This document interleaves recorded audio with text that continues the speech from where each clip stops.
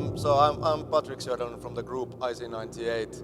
We are here in Gothenburg at Röda Sten installing our exhibition Tides of Time, which opens in a couple of days.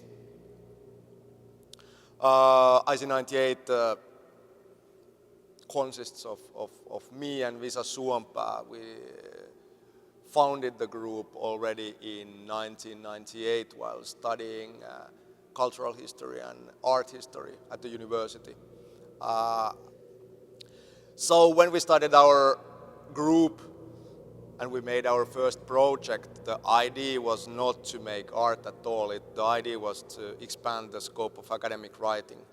So we only wanted to bring the concerns and theoretical and political ideas that we had to a wider public and to public space. We were very interested in power relations in architecture, for example. So it made quite a lot of sense that instead of writing in Michel Foucault's terms about architecture and power, we would actually deal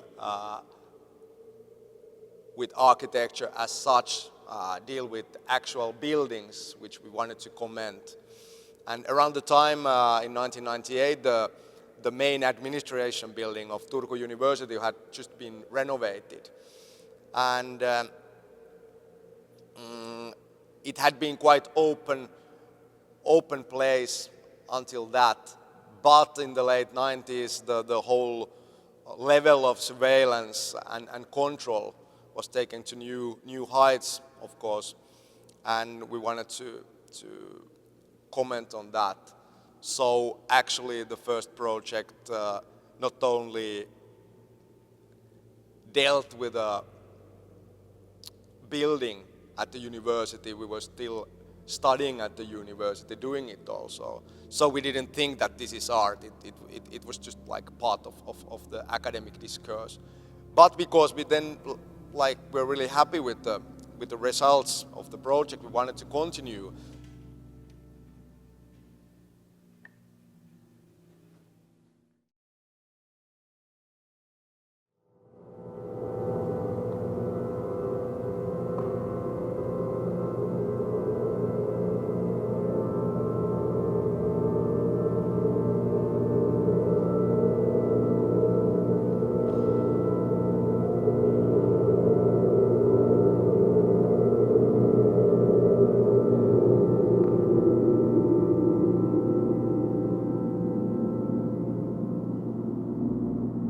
How we work with the concept of time in our animations is actually essentially informed by our studies in history at the university. I remember one of the first lectures, it was some sort of introductory course to cultural history in the early 90s at the university. And the professor was talking about Fernand Braudel's idea of multirhythmic time. And I had always been interested in history already as a teenager, but always thought of it as your typical deterministic and linear fashion. And but the moment I heard about this how time moves in different rhythms which still happen at the same time, I immediately got that idea of time and history, and it was a huge revelation to me because it made so much sense, I think.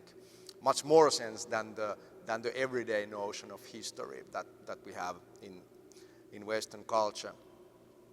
So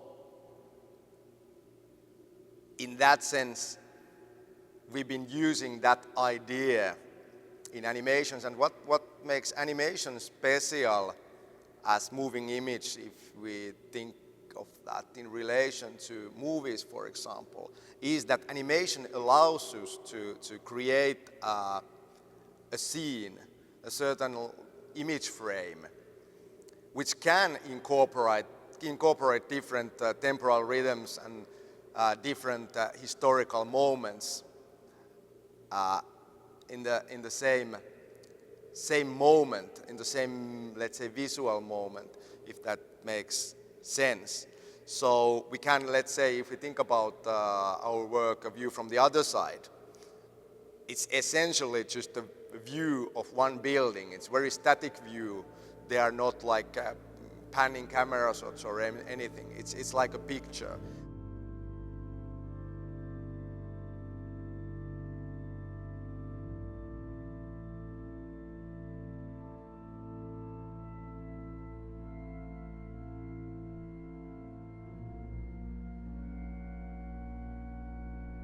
But at the same time, in animation, we can then give movement to the river, for example, which is always the same.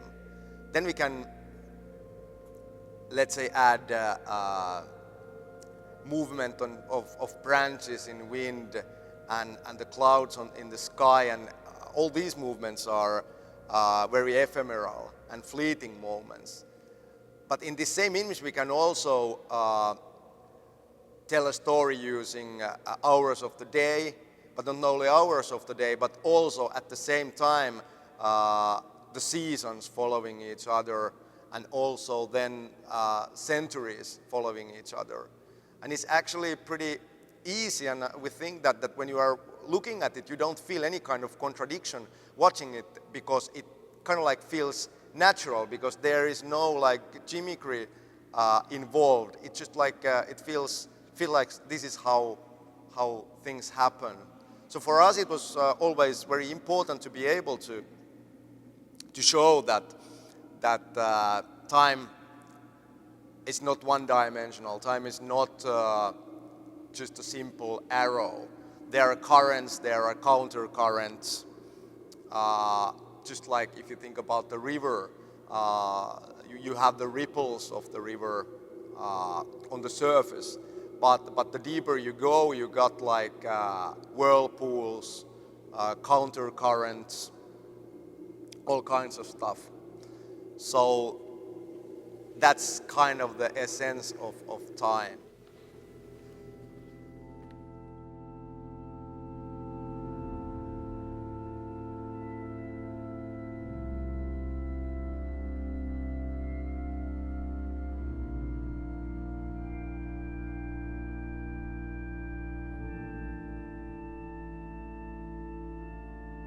At some point we thought that, okay, we'll have to use music also because of that emotional impact. And from the start we thought that we'll work with composers, that we always commission the music, commission original music, but then take the risk of giving pretty free hands to the composer also. Because we don't want to think of the music as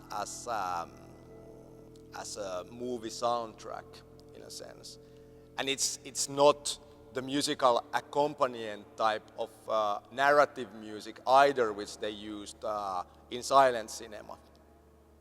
So the music also should add new extra layers, and that means extra layers of time, extra layers of feeling, but also extra layers of artistic creation, in a sense that the composer brings something in which we couldn't envision.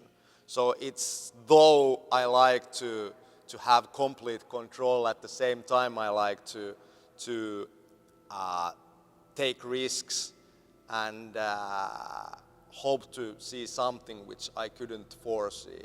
And we have been very fortunate working with musicians and composers who have been really drawn to that kind of approach that we have in images. For example, View from the Other Side is an organ improvisation recorded in one 70-minute take by Markku Hietaharju, who is the main organist of the Turku Cathedral.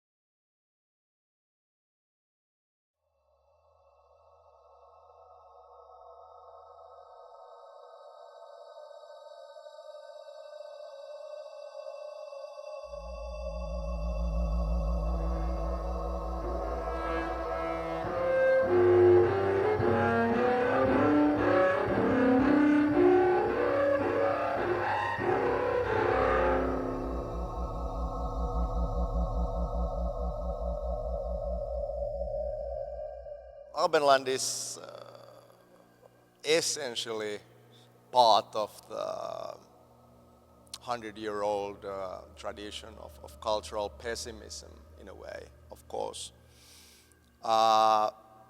When we started making animations, we didn't think that this is the Alpenland universe. It came only later when we named an animation or animation installation as Alpenland, but then we realized that everything that has been building up to that point actually takes place in that same universe. And that universe is kind of a parallel reality to our own,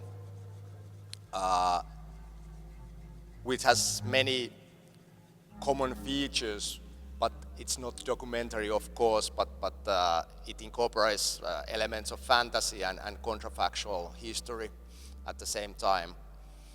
So if we think about the subject matter of the animations, actually originally we used nature or natural phenomena as a criticism and counterpoint to cultural things, the social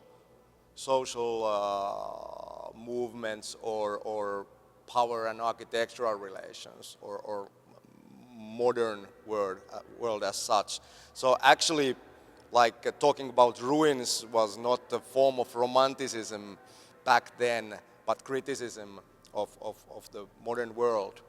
But then gradually, at the same time as the ecological discourse became more and more important, so we realized that we have that element there also, and we ourselves also became more interested in that. But we actually don't like our work to be reduced to dealing only with ecological things, because we always strive to create a narrative which has many different layers.